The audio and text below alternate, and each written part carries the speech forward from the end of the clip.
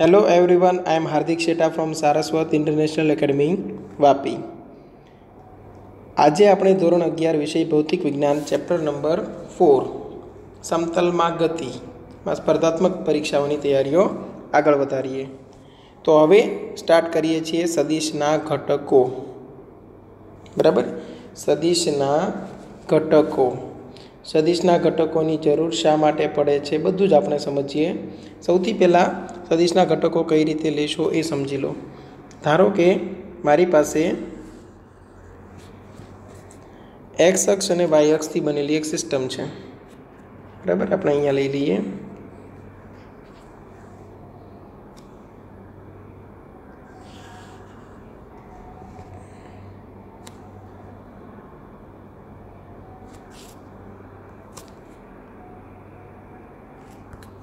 Okay, તો આ x અક્ષ છે, આ વાય અક્ષ છે.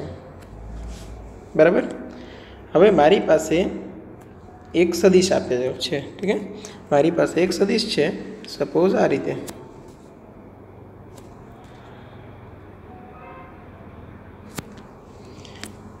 જેનું મૂલ્ય તમને આપેલું છે. ધારો કે આ સદિશ છે એ સદિશ, અને તેનું મૂલ્ય તમને એ બરાબર 5, 10, 15 ગમે તે આપેલું છે. બરાબર,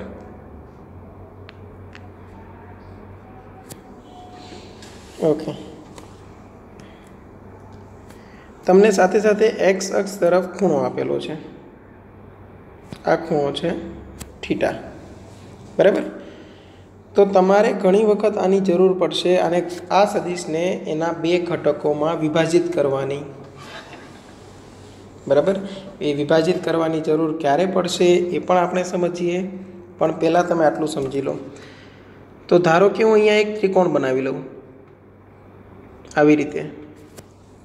તો મારે આ જે એ સદિશ છે તેનું જે એન્ડિંગ પોઈન્ટ છે, મતલબ આ જે સ્થાન સદિશ છે તેનું અહીંયા કંઈક સ્થાન છે પી સપોઝ.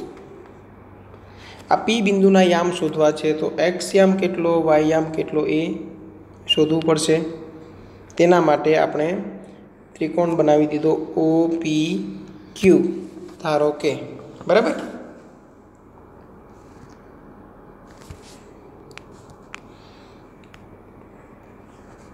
તો હવે તમને ત્રિકોણમિતિ તો આવડે જ છે. બરાબર, ત્રિકોણમિતિ તમને આવડે છે. તો આપણે બે વસ્તુ લઈએ, સાઇન થીટા અને કોસ થીટાની હેલ્પ લઈએ. બરાબર, કેમ કે આપણને એક વખત જોઈએ છે સામેની બાજુ, એક વખત જોઈએ છે પાસેની બાજુ. તો હું સાઇન થીટાનો ઉપયોગ કરું કંઈક આવી રીતે, સમજો. સાઇન થીટા બરાબર થાય સામેની બાજુ છેદમાં કર્ણ. તો સામેની બાજુ બનશે પી ક્યુ છેદમાં કર્ણ બનશે ઓપી. બરાબર, સાઇન થીટા ઇક્વલ ટુ પી ક્યુ છેદમાં ઓપી.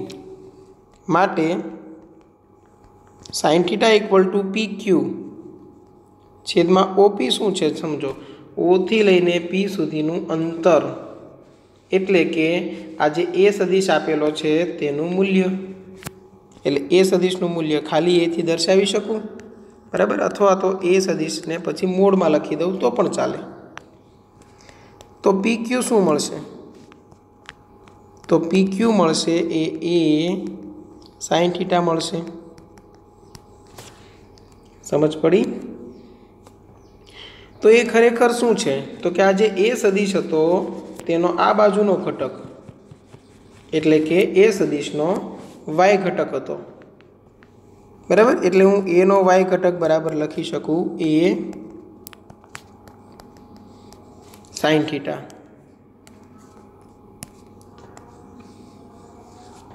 બરાબર છે, ઓકે. હવે હું મદદ લઉં છું કોસ થીટાની.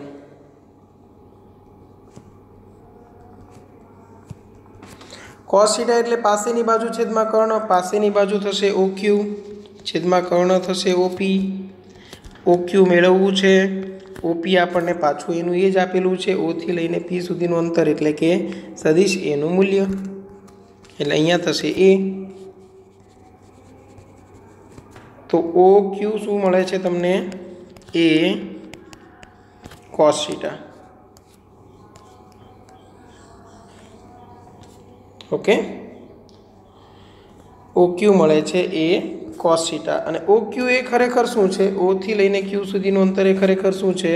તો કે જે આ પી બિંદુ દેખાય તેનો આ બાજુનો જે એક્સ યામ હશે એ એક્સ યામનો ફેરફાર છે. જો અહીંયા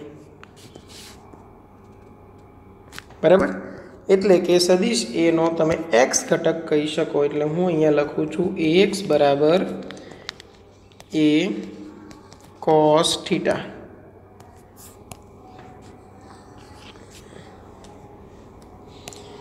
બરાબર, એટલે જો તમને ઘટકો ખબર હોય તો પણ દિશા મેળવી શકો છો એક્સ એ વાય બંને, અથવા તો તમને મૂલ્ય ખબર છે ને કોઈ એક ઘટક ખબર છે તો પણ તમે દિશા મેળવી શકો. કેમ કે દિશા તમને સાઇન થીટાની હેલ્પથી પણ મળી શકે, કોસ થીટાની હેલ્પથી પણ મળી શકે, અને છેલ્લે તમારે દિશા મેળવવા માટે ટેન થીટાની મદદ લેવી હોય તો પણ લઈ શકો. આને નામ આપી દઉં સમીકરણ 1. ધારો કે આ છે સમીકરણ 2, આપણે કરી દઈએ સમીકરણ 1/2. એટલે હું અહીંયા કરી દઉં સમીકરણ 1/2 કરતાં તો એનો વાય ઘટક છેદમાં એનો એક્સ ઘટક બરાબર શું થશે? એ સાઇન થીટા છેદમાં એ કોસ થીટા. હવે એ કેન્સલ થશે, સાઇનના છેદમાં કોસ એટલે શું આવશે? Ten theta. એટલે દિશા મેળવવા માટે ઘણી વખત આપણે ટેન થીટા બરાબર વાય ઘટક છેદમાં એક્સ ઘટક કરીએ. પણ અહીંયા પાછી ખાસ વાત એ યાદ રાખવાની કે એ વાય બાય એક્સ કરો છો ત્યારે તમને જે ખૂણો મળે છે એ એક્સ દિશા સાથે મળે છે. બરાબર, એટલે થીટા એ એક્સ અક્ષ સાથે બનેલ કોણ છે. ઓકે, આ વાત યાદ રાખવાની છે.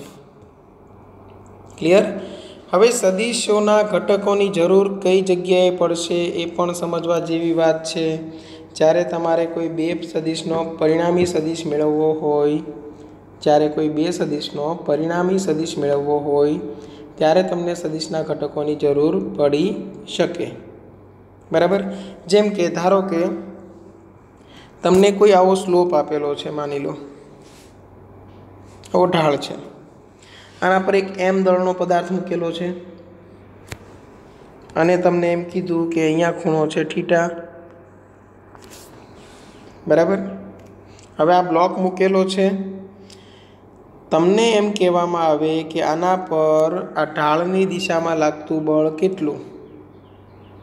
તો પછી શું કરશો સમજજો. તો ગુરુત્વાકર્ષણ બળ કેટલું હશે અહીંયા? તો કે અહીંયા નીચે તરફ mg હોય. ગુરુત્વાકર્ષણ બળ તમને ખબર છે ને, F બરાબર mg હોય. કેમ કે દળ ગુણ્યા પ્રવેગ. પ્રવેગ કયો આવશે? ગુરુત્વ પ્રવેગ. અને હંમેશા નીચે તરફ હોય, કેમ કે પૃથ્વી તો તમને નીચે તરફ ખેંચવાની કોશિશ કરશે ને. એટલે આ mg બળ કઈ દિશામાં આવશે? નીચે તરફ આવશે. પણ આપણને જોઈએ છે ઢાળની દિશામાં. સમજ પડી? આપણને જોઈએ છે ઢાળની દિશામાં, એટલે આ દિશામાં બળ કેટલું? તો આવા ટાઈપના કિસ્સાઓમાં તમારે કોઈ પણ સદિશના બે ઘટકો લેવા પડશે. બંને ઘટકો એકબીજાને લંબ રાખવા પડશે. એટલે હું એક ઘટક લઈશ એ આવી રીતે આ લંબ દિશામાં લઈશ. સમજો, એક ઘટક લઈશ એ હું આવી રીતે લંબ દિશામાં લઈશ, અને એક ઘટક છે એ આ દિશામાં લઈશ. ટૂંકમાં હવે તમને જે આ પર્પલ કલરની લાઈન દેખાય, બે ડોટવાળી બધી ડોટેડ લાઈન છે, એ તમારા માટે બની જશે એક્સ અક્ષ અને વાય અક્ષ. બરાબર, તો હવે તમારે એક્સ ઘટક અને વાય ઘટક બંને લેવાના થશે. તેના માટે ખૂણાની ખબર હોવી જોઈએ કે આ ખૂણો થીટા છે, તો આ અહીંયા જો અહીંયા આગળ વધે તો આ 90 ડિગ્રી બને. સમજો, ખૂણો કઈ રીતે કન્સિડર કરવો એ પણ સમજવાનું છે. તો હવે હું આ લાઈનને આમ આગળ વધારું તો અહીંયા 90 ડિગ્રી બને. એટલે આ કેટલો થયો? 90 માઇનસ થીટા. તો આ કયો થઈ જાય? થીટા. બરાબર, એટલે એ રીતે અહીંયાનો ખૂણો બને છે પાછો થીટા જ. બરાબર છે? જ્યાં ખૂણો થીટા બને તેની બાજુનો ઘટક હોય એ કોસવાળો હોય. જો અહીંયા આપણે જોયું હતું કે આ ખૂણો થીટા બને છે ને અહીંયા, તો આ જે બાજુનો ઘટક છે એ કોસવાળો બનતો હતો, અને અહીંયાનો જે ઘટક છે જ્યાં થીટા નથી, જો અહીંયા થીટા નથી, અહીંયા તો 90 માઇનસ થીટા છે, અહીંયાનો જે ખૂણો હશે એ શું હોય તો કે 90 માઇનસ થીટા હોય. એટલે જે બાજુનો ઘટક બને છે આ બનશે કોસ વાળો ઘટક અને આ બનશે સાઇન વાળો ઘટક. તેવી રીતે આ બાજુ જે બળ તમને મળશે એ mg cos થીટા મળશે અને આ બાજુ જે આપણે મેળવવાનું હતું તે mg sin થીટા મળશે. સમજ પડી? એટલે ઘણી વખત એવું બનશે કે ગતિની દિશામાં કેટલું બળ લાગે છે તે ચેક કરવું પડશે, ઘણી વખત ગતિની દિશાને લંબ દિશામાં કેટલું બળ લાગે છે તે ચેક કરવું પડશે. અને આ વધારે દૂર નથી, આ 5મા ચેપ્ટરમાં આવવાનું જ છે. બરાબર? એટલે વ્યવસ્થિત સમજતા થઈ જજો કે સદિશના ઘટકોનો ઉપયોગ કઈ રીતે કરવો. મોટા ભાગના દાખલાઓનું સોલ્યુશન સદિશના ઘટકો લેવાથી બહુ ઇઝી બની જાય છે. બરાબર? ખાલી 2 વાત યાદ રાખવાની છે કે જ્યાં ખૂણો બને છે થીટા ત્યાંનો ઘટક આવશે એ કોસ થીટા વાળો હશે અને તેને લંબવાળો ઘટક હશે તે સાઇન થીટા વાળો હશે. હવે એવું શા માટે એ પણ સમજવા જેવું છે. ખરેખર ઘટકો તો બધા કોસ વાળા જ હશે, પણ હવે હું અહીંનો ખૂણો લઈ લઉં. સમજો, હું આ ખૂણાને કન્સિડર કરું તો આ ખૂણો કેવો બને 90 માઇનસ થીટા. તો મને અહીંયા એક ત્રિકોણ મળી જાય. જો આવું, તેમાં આ બિંદુને હું નામ આપી દઉં P' અને મારે આ મેળવવું છે અને હું ઉપયોગ કરીશ કોસનો, પણ કોસ શું કરીશ 90 માઇનસ થીટા. એટલે પાસેની બાજુ થઈ જાય OP' છેદમાં કર્ણ, કર્ણ એટલે પાછું OP જ. કોસ 90 માઇનસ થીટા એટલે શું બની જાય પાછું? બરાબર, 90 ડિગ્રી આવ્યું ને એટલે વિધેય બદલાય તો કોસનું શું થઈ જશે સાઇન થીટા. પહેલા ચરણમાં કોસ ધન એટલે પ્લસ સાઇન થીટા આવશે. OP' તમારે મેળવવું છે. OP' એ શું છે? y ઘટક છે અને OP એ છે, પાછું એનું એ જ આવી ગયું. જુઓ AY બરાબર A સાઇન થીટા. બરાબર? એટલે આ ખૂણાની મદદથી કરો છો ત્યારે આ ઘટક તમને સાઇન થીટા મળે છે અને આ ખૂણાની મદદથી કરો તો પણ એ ઘટક સાઇન થીટા વાળો જ મળશે. ક્લિયર? ધીરે ધીરે સમજતા થઈ જશો. અત્યારે કદાચ બની શકે ઘણી બધી વસ્તુઓ તમને ન સમજ પડી હોય તો કોઈ ચિંતા નથી કરવાની. બરાબર? ઓકે, તો આવી રીતે બળના ઘટકો લેતા શીખી જશો અને ઘટકોની મદદથી ઘણી વખત તમે સરવાળો બાદબાકી કરશો તો ઇઝી પડશે તમને. ઓકે, આવી રીતે 3 દિશામાં હોય x, y અને z એક્સિસ, તો 3 અલગ અલગ એંગલ લેવાના. તમને સરે શીખવાડેલું જ હશે આવી રીતે કે ધારો કે આ x અક્ષ છે, આ y અક્ષ છે, આ z અક્ષ છે. તમારો સદિશ છે એ કંઈક આવી રીતે બને છે. એ સદિશ બરાબર x અક્ષ સાથે ખૂણો બનાવે છે આલ્ફા, y અક્ષ સાથે ખૂણો બનાવે છે ધારો કે બીટા અને z અક્ષ સાથે ખૂણો બનાવે છે ગામા. તો એનો x ઘટક બનશે એ કોસ આલ્ફા, એનો y ઘટક બનશે એ કોસ બીટા અને એનો z ઘટક બનશે તે એ કોસ ગામા. ત્રણેયમાં કોસ કેમ આવ્યું? કેમ કે હવે તમે પાસેના જ બાજુઓ લીધેલી છે. જુઓ, આલ્ફા તો કે x અક્ષ સાથે બનેલો ખૂણો લીધેલો છે, બીટા તો કે y અક્ષ સાથે બનેલો ખૂણો લીધેલો છે. જેમ આપણે અહીંયા y અક્ષ સાથે બનેલો ખૂણો જ્યારે 90 માઇનસ થીટા લીધેલો હતો ત્યારે કોસનો ઉપયોગ કરેલો હતો એક્ઝેક્ટ એ રીતે. બરાબર? એમ અહીંયા આપણે લીધેલો છે ખૂણો બીટા તો કોસનો જ ઉપયોગ કરશું. Okay, AZ = A cos gamma. Clear? એનું મૂલ્ય તમને શું મળશે તો કે √AX² + AY² + AZ². બરાબર? ચલો, આ બધું યાદ રાખવાનું છે. ઓકે, હવે જોઈએ છીએ એકમ સદિશ.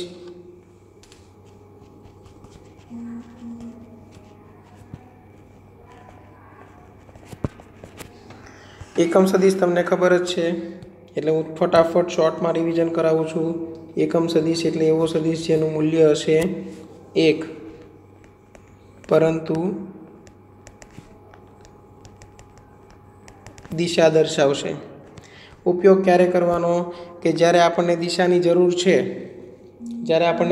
જરૂર છે, પણ આપણે એને કોઈ એવા સદિશથી જે આપેલી રાશિ છે ને એવા સદિશથી ગુણવી પડશે કે જેનાથી મૂલ્યમાં ક્યારેય ફેરફાર થાય નહીં.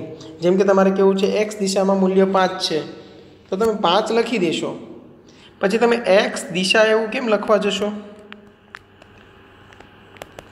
એક્સ દિશા લખો સાઈડમાં, એ તો નહીં ચાલે ને, કેમ કે તમારે મેથેમેટિકલી રિપ્રેઝેન્ટ કરવાનું છે. તો અહીંયા તેના માટે ધારો કે હું એન કેપ મૂકી દઉં, બરાબર, કે કોઈ એક સદિશ છે એમાં 5 અને એન કેપ. આ જે કેપ છે ને, કેપવાળો જે સદિશ છે એને કહેવામાં આવે એકમ સદિશ. તો તમારે દર્શાવી દેવાનું જ્યાં એન કેપ બરાબર શું છે, તો કે એક્સ દિશામાંનો એકમ સદિશ, બરાબર. એટલે તમે એનો સિમ્બોલ કોઈ પણ ઉપયોગમાં લઈ શકો, પણ તમે જે સિમ્બોલ લો છો એને વ્યાખ્યાયિત કરવો જરૂરી, બરાબર. તો આવા એકમ સદિશનો ઉપયોગ તમારે ઘણી બધી જગ્યાએ કરવાનો થશે. ક્લિયર? જનરલી આપણે એક્સ દિશા માટે આઈ કેપનો ઉપયોગ કરીએ છીએ. એટલે મેં સ્ટાર્ટિંગમાં જ તમને અહીંયા એક્સપ્લેન કરેલું હતું I cap, J cap, K cap, X દિશામાંનો એકમ સદિશ, વાય દિશામાંનો એકમ સદિશ અને ઝેડ દિશામાંનો એકમ સદિશ, બરાબર. હવે એક આપણે એકમ સદિશ મેળવતા ડાયરેક્ટ શીખી લઈએ. ધારો કે તમને એમ કીધું છે કે એ સદિશ બરાબર 3i cap plus 4j cap ની દિશામાંનો એકમ સદિશ શોધો, બરાબર. તો એકમ સદિશ છે તેનું સૂત્ર આવું થશે, એ એકમ સદિશ બરાબર એ સદિશ છેદમાં તેનું મૂલ્ય. શા માટે? કેમ કે એ સદિશ છે મૂલ્ય પ્લસ દિશા બંને દર્શાવે છે. તેમાંથી તમે મૂલ્ય વડે ભાગાકાર કરી નાખશો એટલે મૂલ્ય કેન્સલ થઈને 1 થઈ જશે, બરાબર, અને તમને માત્ર દિશા મળી રહેશે.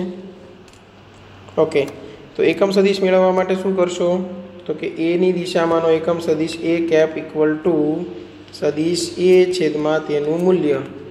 હવે સદિશ એ તો આખું જ 3i cap plus 4j cap, અને એનું મૂલ્ય તમે સાઈડમાં ગણી લેશો તો પણ ચાલશે. ચલો, એનું મૂલ્ય શું થશે? વર્ગમૂળમાં ax square plus ay square, એટલે કે 3 સ્ક્વેર પ્લસ 4 સ્ક્વેર, એટલે આ થઈ જશે 5. એ 5 હું અહીંયા મૂકી દઉં તો આ શું થઈ જશે? 0.6i cap. આ 5ને બંને નીચે મૂકું છું, અને 0.8j કેપ. એકમ સદિશનું મૂલ્ય હંમેશા એક જ હોય, એ યાદ રાખવાનું, બરાબર. આવી રીતે ધારો કે તમને બીજો ક્વેશ્ચન આપ્યો કે એક સદિશનો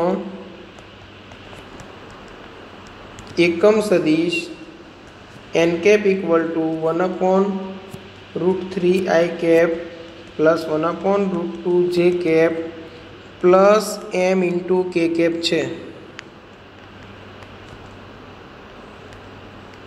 તો m બરાબર ખાલી જગ્યા.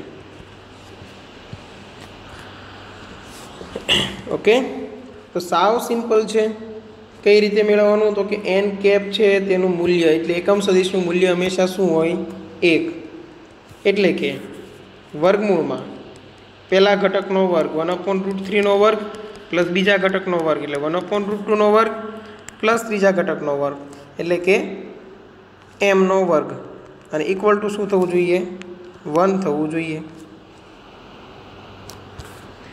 બરાબર છે ને. એટલે બંને સાઈડ હું સ્ક્વેર કરી દઉં તો 1/3 plus 1/2 plus m square equal to 1 square. આ બાજુ મેં વર્ગ કરી દીધો એટલે વર્ગ અને વર્ગમૂળ નીકળી ગયું. ક્લિયર છે ને? ઓકે, તો m સ્ક્વેર ઇક્વલ ટુ મને શું મળશે? 1 માઇનસ 1/3 માઇનસ 1/2.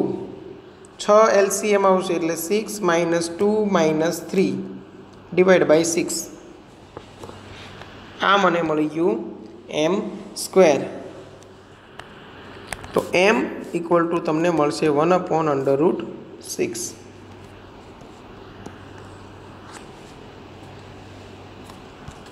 ક્લિયર?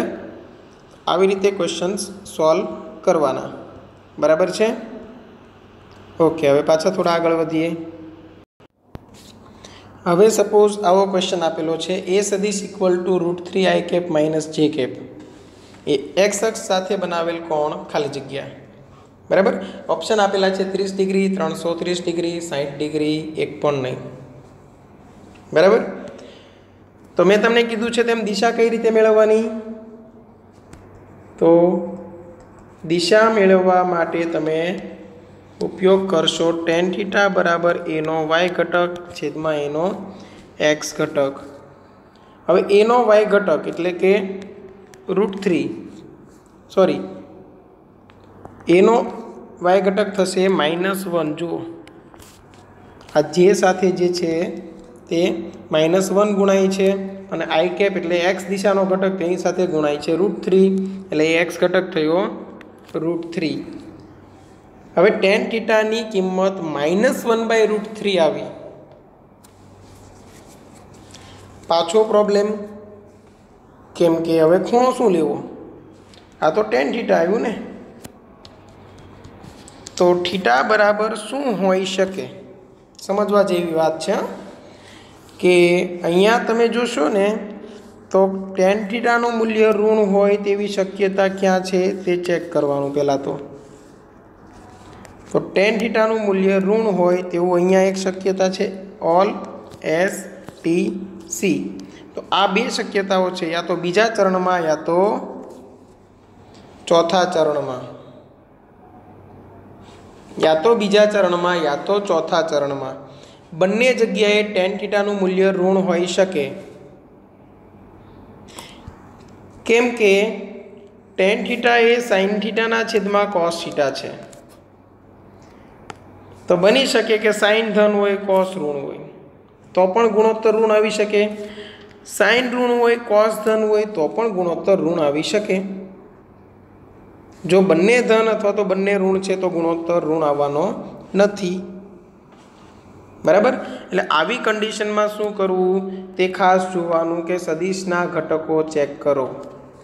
તો તમને ખબર પડી કે x યામ ધન છે, y યામ ઋણ છે. બરાબર? x યામ ધન છે, y યામ ઋણ છે. એવું કયું ચરણ આવે? તો કે ચોથું ચરણ. સમજ પડી? કેમ કે a નો x ઘટક તમને આપેલો છે ધન દિશામાં, a નો y ઘટક તમને આપેલો છે ઋણ દિશામાં. બરાબર? ખૂણો છે, તમે કોઈ પણ સદિશનો તમે ખૂણો લો છો. બરાબર? ધારો કે અહીંયા કોઈ સદિશ છે અને આનો તમે ખૂણો લો છો, તો એ જો તમે અહીંથી આમ આવો છો એટલે કે વિષમ ઘડી દિશા છે, આને તમે ખૂણાની ધન દિશા ગણો છો. બરાબર? એટલે જરૂરી નથી કે સ્થાનાંતરની દિશા હોય, ખૂણાની પણ દિશા આવશે. ખૂણો તમે કઈ રીતે સિલેક્ટ કરો છો તેના પર આધાર રાખે. તમે અહીંથી આમ જાઓ છો વિષમ ઘડી દિશામાં તો ખૂણો ધન છે, અહીંથી રિટર્ન આવો છો તો ખૂણો ઋણ છે. એટલે કે ચોથા ચરણમાં હવે અત્યારે આપણે શક્યતાઓ 2 છે. બરાબર? સમઘડી રીતે પણ ગણી શકો, વિષમ ઘડી રીતે પણ ગણી શકો. બરાબર? ઓકે, એટલે ખૂણા ચોથા ચરણમાં છે એટલું ફિક્સ થયું. tan θ નું મૂલ્ય 1/√3 ક્યારે હોય એ ચેક કરો. તો કે 30 ડિગ્રી પર tan θ નું મૂલ્ય 1/√3 હોય. એટલે બે શક્યતાઓ છે, સમજો. એક આવી શકે 30 ડિગ્રી પણ કેવું? ઋણ. કેમ? હવે એનું કારણ સમજો.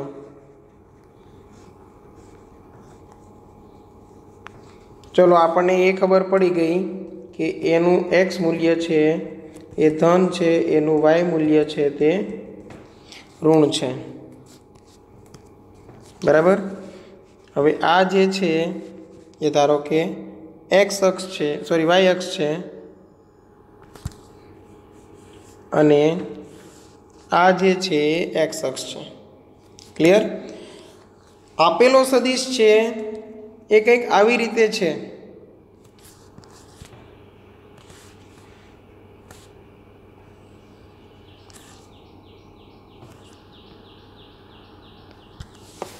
બરાબર, કે જેનું આ જે એક્સ પ્રક્ષેપ છે એ √3 પર મળે છે. એટલે આ જે બિંદુના યામ છે ને એ √3 - 1 છે. એટલે આ બાજુનો જે પ્રક્ષેપ છે એ √3 પર મળે છે, આ બાજુનો જે પ્રક્ષેપ છે તે -1 પર છે. બરાબર, એટલે કે તમે જો અહીંથી ખૂણો ગણો છો તો એ -30 ડિગ્રી થશે, કેમ કે તમે સમઘડી દિશામાં આવ્યા. પણ જો તમે ખૂણો અહીંથી આમ આખો ગણો છો, અહીંથી સ્ટાર્ટ કરીને આવી રીતે ગણો છો તો એ 360માંથી તમારે 30 બાદ કરવા પડે. 360 - 30 એટલે કે 330 ડિગ્રી પણ આવી શકે. એકનું એક જ સદિશનું સ્થાન છે, એના માટે ખૂણાના બે મૂલ્ય આવશે, એક ધન અને એક ઋણ. બરાબર, એટલે એ વાત પણ સમજવાની કે ખૂણો થીટા છે એ 30 ડિગ્રી આવી શકે, અથવા -30 ડિગ્રી આવી શકે, અથવા તો +330 ડિગ્રી પણ આવી શકે.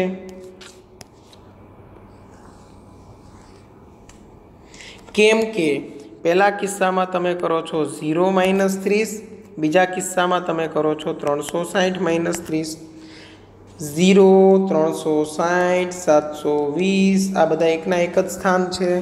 જો આ રીતે અક્ષ આપેલી હોય તો તમે અહીંથી સ્ટાર્ટ કરો એટલે 0 ડિગ્રી, આખો રાઉન્ડ કમ્પ્લીટ કરીને આવો એટલે 360 ડિગ્રી થાય, પાછો આખો રાઉન્ડ કમ્પ્લીટ કરીને આવો એટલે 720 થાય.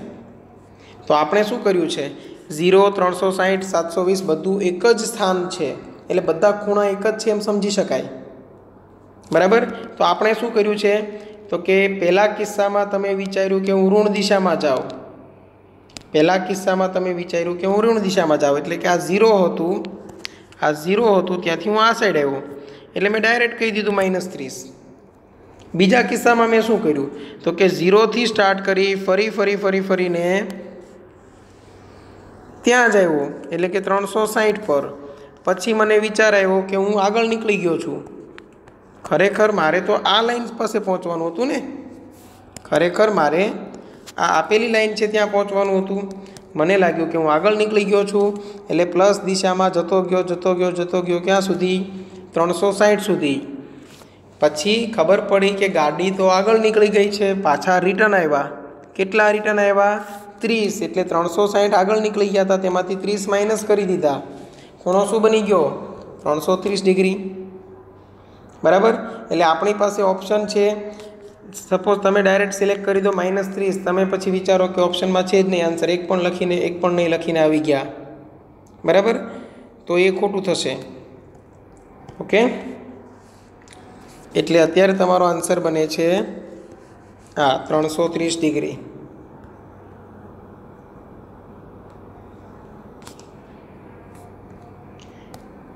ઓકે, અહીંયા મારે ક્વેશ્ચનમાં મેન્શન કરીને આપવું પડે ખૂણાની ધન દિશામાં. ઓકે, આ સમજ પડી? તમારે એમ સમજવાનું, ખૂણાને તમારે આવી રીતે સમજવાનો છે કે એક સર્કલ છે, તેના પર બે માણસો દોડે છે. બરાબર, એક માણસ અહીંયા છે, એક માણસ અહીંયા છે.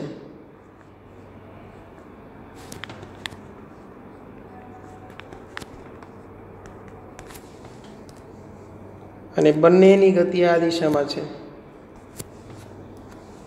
બરાબર,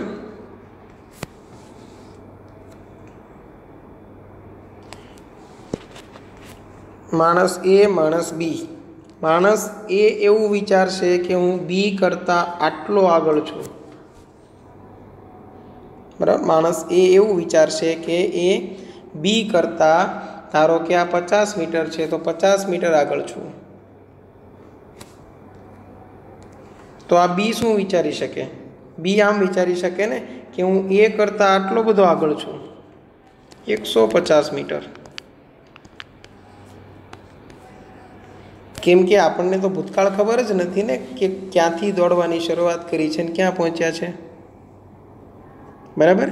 એટલે કોઈ પણ મતલબ જ્યારે વર્તુળાકાર ગતિ હશે ત્યારે ખૂણાના બે સ્થાન શક્ય બને, બરાબર. એ તમે સમઘડી લો તો એક સ્થાન શક્ય બનશે, વિષમઘડી લેશો તો એક સ્થાન શક્ય બનશે. ઓકે, ચલો આ બધું સમજ પડી ગઈ હશે. હવે આગળ વધીએ. ક્વેશ્ચન આવો છે, સદિશ એનું મૂલ્ય 10 છે, સદિશ બીનું મૂલ્ય 4 છે. તો a પ્લસ બી સદિશ છે તેના સરવાળો કરો અને પછી તેનું મૂલ્ય શોધો તો એ મૂલ્ય ખાલી જગ્યા હોઈ શકે, બરાબર. મલ્ટિપલ ચોઇસ આન્સર છે એટલે એક કરતાં વધારે જવાબ શક્ય હોઈ શકે. તમને A B C D E F 6 option આપેલા છે. 6 માંથી તમે કોઈ પણ 2 3 4 સિલેક્ટ કરી શકો. જેટલા સાચા છે તેટલા સિલેક્ટ કરવાના છે, બરાબર.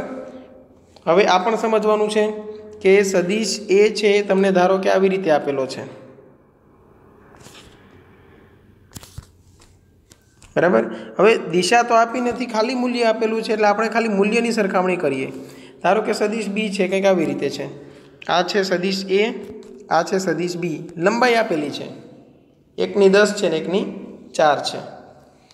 હવે આ સદિશને હું અહીંયા મૂકી દઉં. હવે કેટલા જવાબ શક્ય બને, કેમ કે દિશા આપી નથી ને. જો એ અને બી બંને એક જ દિશામાં હોત તો આવી રીતે હોત તો સીધો સરવાળો થાત. પછી આપણે વર્તુળ ફેરવીએ તો તમને પછી જવાબ મળશે એ કંઈક આવો મળશે. હજુ હું વર્તુળ ફેરવું આને તો બંનેનો સરવાળો તમને આવો મળે.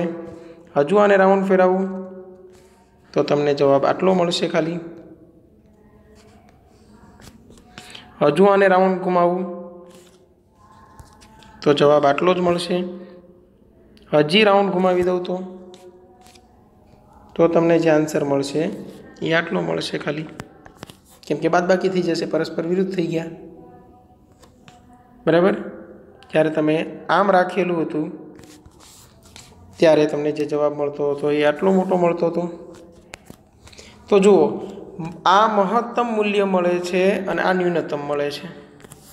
ટૂંકમાં બંને સદિશ એક દિશામાં હોય તો મહત્તમ મૂલ્ય મળશે, બંને સદિશ પરસ્પર વિરુદ્ધ દિશામાં હોય તો ન્યૂનતમ મૂલ્ય મળે છે. અને આ બંને વચ્ચેના તમામ મૂલ્યો શક્ય છે. ન્યૂનતમથી ઓછું મૂલ્ય શક્ય નથી, મહત્તમથી વધુ મૂલ્ય શક્ય નથી, બરાબર. એટલે આવા કિસ્સામાં તમારે મહત્તમ અને ન્યૂનતમ મૂલ્ય મેળવવાનું છે. તો સૌથી પહેલાં મેળવીએ મહત્તમ શક્ય મૂલ્ય. કોના માટે છે? a પ્લસ બી માટે.